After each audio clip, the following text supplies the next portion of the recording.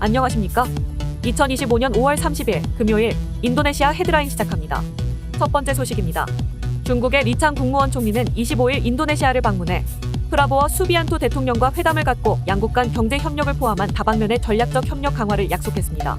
이번 회담은 미국과의 관세 갈등 완화 이후 첫 동남아 순방으로 중국이 아세안 국가들과의 연대를 강화하려는 의지가 반영된 것으로 평가됩니다.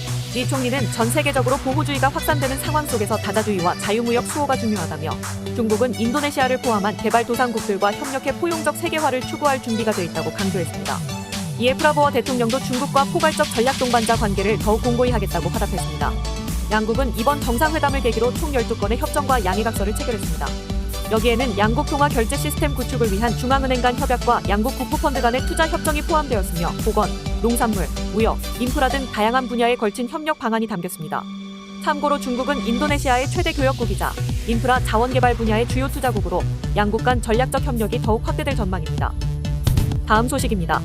인도네시아 정부는 1분기에 기대에 못 미친 경제 성장률을 만회하고 2분기 국내 총생산 성장률을 5%로 끌어올리기 위해 한시적 경기부양책을 발표했습니다. 이번 조치는 오는 6월 5일부터 7월 말까지 시행되며 일부 항목은 학교 방학 기간에만 적용됩니다. 아이르랑가 하르타르토 경제조정장관은 이번 부양책이 소비 진작을 중심으로 구성됐다고 설명했습니다. 주요 내용으로는 교통비 할인, 통행료 할인, 저전력 가정 대상 전기요금 50% 감면 등이 포함됐으며 1300V 이하 전력 사용자 7930만 가구에 한해 적용됩니다. 이외에도 1830만 명을 대상으로 한 사회보조금, 저소득층 임금보조금, 노동집약 산업종사자 대상 산업재해 보험료 감면이 시행됩니다. 재계는 이번 조치가 가계 소비 회복에 도움이 될 것으로 기대하면서도 산업 전반을 아우르는 포괄적 정책 확대를 주문했습니다. 전문가들은 이번 부양책이 단기 소비 진작에는 효과적일 수 있으나 지속 가능한 성장에는 고용시장 개혁과 민간 투자 촉진이 병행되어야 한다고 강조했습니다. 특히 전기요금 감면 등은 국영기업의 재정 부담을 야기할 수 있어 재정 보전 장치 마련이 필요하다는 지적도 나왔습니다. 다음 소식입니다. 인도네시아 소비자들이 물가 상승과 생활비 부담으로 인해 소비 습관을 바꾸고 있습니다. 보스턴 컨설팅 그룹에 따르면 소비자의 33%가 앞으로 더 많은 지출을 예상하며 대부분은 생필품 가격 상승을 주요 원인으로 꼽았습니다. 특히 모바일, 자동차, 여행 등 삶의 질을 높이는 소비에 더 많은 돈을 쓰는 경향이 나타났습니다. 반면 외식이나 간식, 게임, 의류처럼 일상적인 소비는 줄이는 모습입니다. 자동차의 경우 연비 효율이 좋거나 전기차처럼 친환경적인 제품에 대한 관심이 높아지고 있습니다. 전기차 보유자는 전체의 17%이며 절반 가까운 소비자가 앞으로 구매할 의향이 있다고 답했습니다. 한편 많은 소비자들이 저축을 줄이거나 포기하고 있으며 단기 금융상품인 선구매 후지불이나 급여 대출에 의존하는 경우가 늘고 있습니다.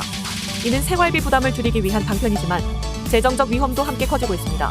전문가들은 기업과 금융기관이 변화하는 소비자 요구에 맞춰 전략을 바꿔야 한다고 조언합니다.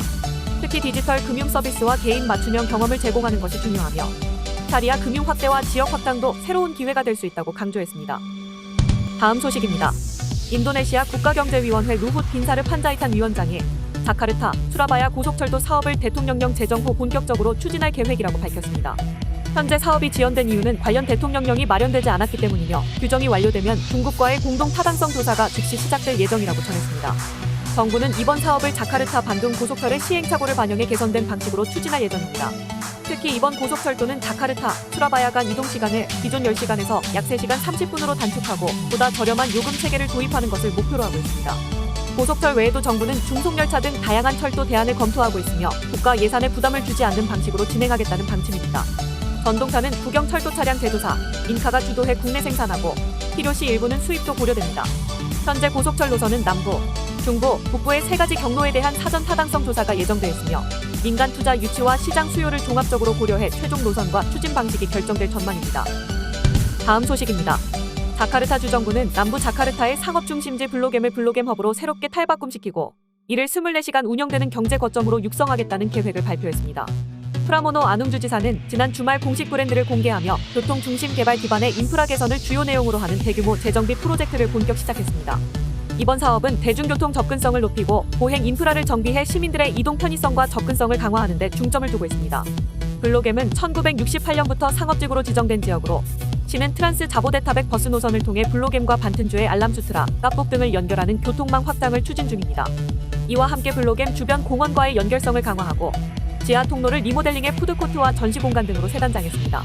또한 중앙자카르타의 멘탱공원과 반탱광장을 포함한 5개 공원이 24시간 개방되며 시민들이 보다 활발하게 공용 공간을 이용할 수 있도록 환경을 조성하고 있습니다. 한편 자카르타는 여전히 글로벌 도시 경쟁력 지수에서 중하위권에 머물고 있으며 교육, 일자리 경쟁력, 혁신 역량 등 인적 자원 부문이 주요 약점으로 지적되고 있습니다. 프라모노 주지사는 자카르타를 2029년까지 세계 50대 도시로 끌어올리겠다는 목표를 밝히며 도시 경쟁력 강화를 위해 주택 정책, 녹지 확충, 친환경 에너지 전환, 시민 참여형 도시 계획이 필요하다고 강조했습니다. 다음 소식입니다. 인도네시아 영화가 올해 들어 외화를 제치고 관객의 선택을 받고 있습니다. 2024년 전체 영화 관람객 중 65%가 국내 영화를 봤으며 2025년 들어서는 5월 18일 기준 75.8%까지 비중이 높아졌습니다. 이는 작품의 다양성과 마케팅 전략, 특히 이둘피트리 연휴 기간에 맞춘 개봉 시기 등이 주요한 결과로 분석됩니다. 애니메이션 영화 전부는 이러한 현상의 대표적 사례로 1,000만 명에 가까운 누적 관객 수를 기록하며 국내 최고 흥행 애니메이션으로 등극했습니다. 이를 비롯해 올해 이둘피트리 연휴 기간 중 개봉한 5편의 인도네시아 영화 모두 높은 관람객 수를 기록하며 극장가를 이끌었습니다. 하지만 빠르게 늘어나는 제작 편수와 제한된 스크린 수는 또 다른 문제를 낳고 있습니다. 대형 영화관 체인들이 개봉 초반 흥행에 따라 상영관을 조정하면서 중소규모의 영화들은 스크린 확보에 어려움을 겪고 있습니다. 전문가들은 단순한 양적 증가보다는 품질 중심의 제작과 전략적 마케팅이 필요하다고 강조합니다. 업계 관계자들은 현재의 호황이 인도네시아 영화 산업의 성장 기회가 될 수 있다고 보고 장기적 성장을 위해 상영관 인프라 확충과 지역 간 배급 격차 해소가 시급하다고 입을 모으고 있습니다. 한국 영화 산업의 발전 사례처럼 다양한 장르와 높은 완성도의 작품을 통해 글로벌 경쟁력을 갖춰야 한다는 목소리도 이어지고 있습니다. 시청해주셔서 감사합니다. 다음 시간에 뵙겠습니다.